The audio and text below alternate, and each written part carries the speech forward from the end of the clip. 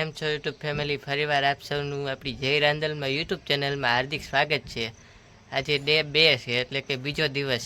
સંત શ્રી અદતપરી બાપુની તિથિ છે, તે નિમિત્તે આપણે બીજો વ્લોગ બનાવ્યો છે. તો આપને સરસ મજાના મોવિયા ધામના દર્શન કરાવી રહ્યો છું. અને સાંજે તમામ લોકો દર્શન કરવા આવતા હોય છે, તો આપણે પણ ત્યાં દર્શન કરવા જવાના છે. અને ત્યાં સરસ મજાનું અન્નકોટ તેમજ મહાપ્રસાદ એવું રોજે રોજ બનતું હોય છે. તો આપણે ફરીવાર આપણે જવાના છે, અને હું તમને તમામ માહિતી આપી રહ્યો છું સ્ટેપ બાય સ્ટેપ.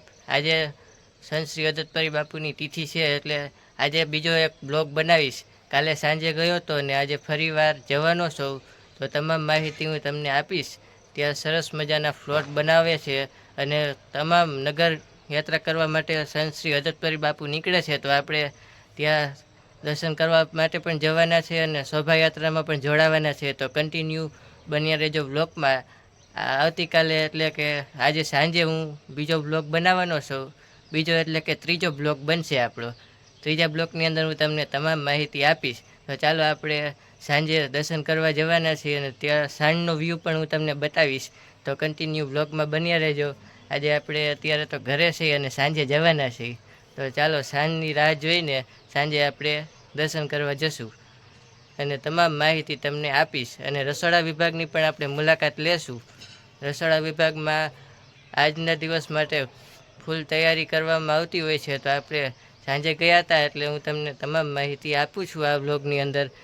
એકદમ જોરદાર રસોડા વિભાગ છે. તો તેમાં તમામ લોકો અદતપરી ધૂન મંડળ દર વર્ષની જેમ આ વર્ષે પણ ફૂલ સેવા કરતા હોય છે. તો આપણે ત્યાં જઈને તમામ વિડીયો આપને શેર કરીશું.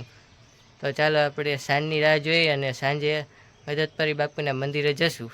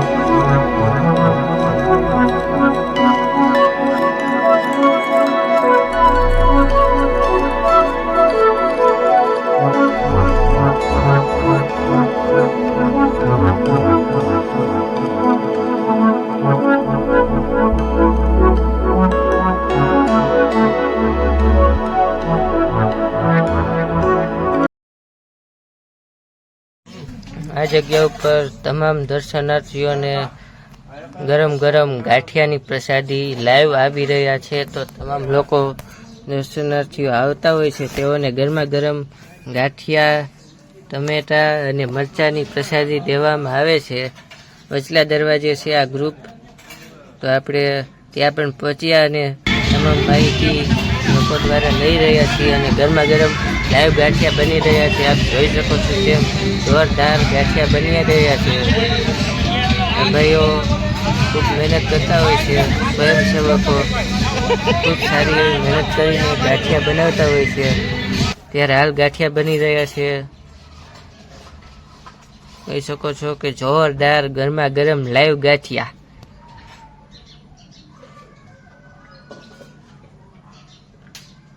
જોરદાર ગાંઠિયા બની રહ્યા છે. તો બધા નાસ્તો કરવા પધારો.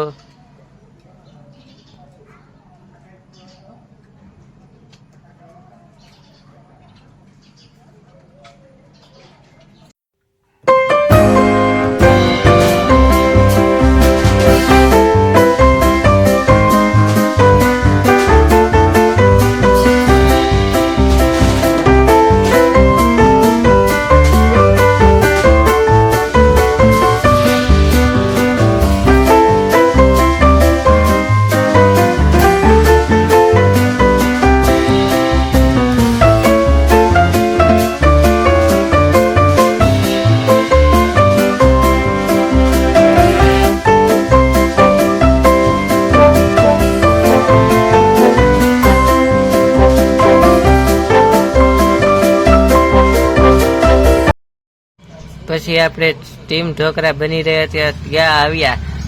ગરમા ગરમ લાઈવ સ્ટીમ ઢોકળાની પ્રસાદી તમામ દર્શનાર્થીઓમાં આપવામાં આવે છે. તો આપણે ત્યાં પણ પહોંચ્યા. લાઈવ ગરમા ગરમ આપ જોઈ શકો છો જોરદાર સ્ટીમ ઢોકળા બની રહ્યા છે. આપણે પણ સ્ટીમ ઢોકળાની પ્રસાદી લેવાની છે. એકદમ જોરદાર સ્ટીમ ઢોકળા બની રહ્યા છે. જો તમામ દર્શનાર્થીઓને સ્ટીમ ઢોકળા લાઈવ દેવામાં આવી રહ્યા છે. હાલ દર્શનાર્થીઓ આવતા હોય છે, જેમ આવતા જાય એમ ગરમા ગરમ સ્ટીમ ઢોકળા દેવામાં આવે છે. આ તમામ ગ્રુપો મૌવિયાના એકદમ જોરદાર સેવાકીય પ્રવૃત્તિ કરી રહ્યા છે અને જોરદાર કામકાજ કરીને તમામ સેવકો ત્યારે હાલ કોથમી કાપવામાં આવી રહી છે સ્ટીમ ઢોકળામાં નાખવા માટે. બહેનો દ્વારા સરસ મજાની કોથમી સુધારવામાં આવી રહી છે.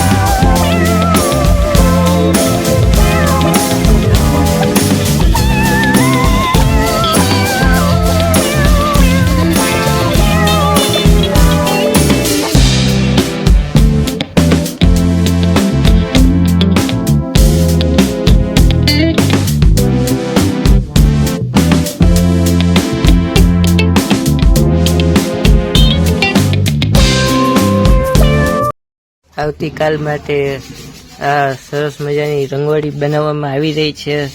તમામ ફૂલ દ્વારા સરસ મજાનું ડેકોરેશન કરવામાં આવશે, એટલે આ વિડીયો તમને આવતીકાલે જોવા મળશે.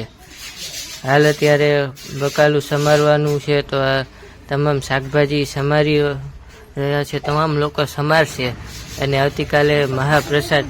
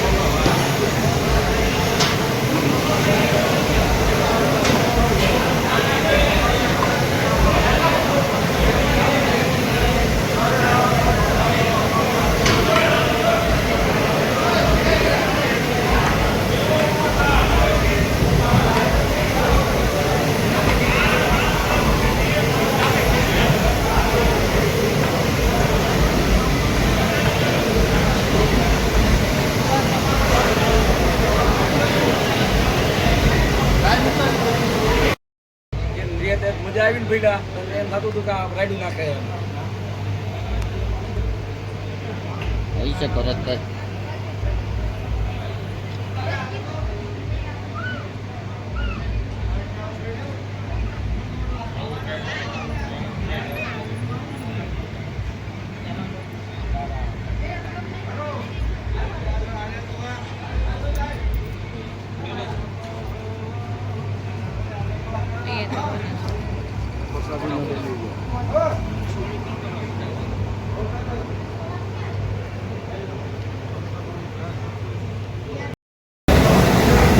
ગોંડલ તાલુકાના મૌર્ય ગામે સંત શ્રી હરદત્તપરી બાપુની આજે 374મી પુણ્યતિથિ હોય જે નિમિત્તે આજરોજ મહારુદ્ર યજ્ઞ કરવામાં આવેલ હતો, જેમાં આશરે 2500 માણસોએ ભોજન પ્રસાદ લીધો હતો અને આવતીકાલે સંત શ્રી હરદત્તપરી બાપુની પુણ્યતિથિ છે, જેમાં આખું ગામ અને આજુબાજુના ભક્તો ઉમટવાના છે અને કાલે બપોરે તિથિ નિમિત્તે અંદાજે 20 થી 25,000 માણસો ભોજન પ્રસાદ લેશે.